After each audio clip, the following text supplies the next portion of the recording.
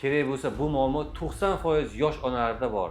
Har bir ota-ona buni ko'rishi kerak va bilishi kerak.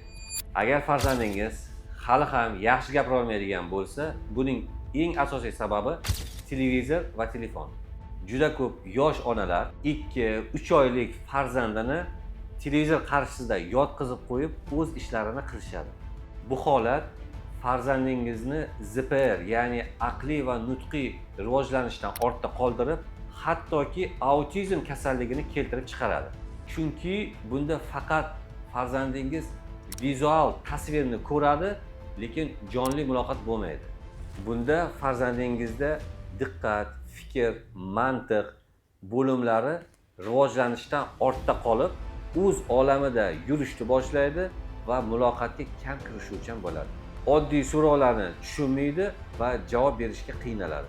Agar shunaqa tanishlaringiz bo'lsa, yuborib qo'yinglar, ko'rishsin, bilishsin farzandlarning kelajagi uchun.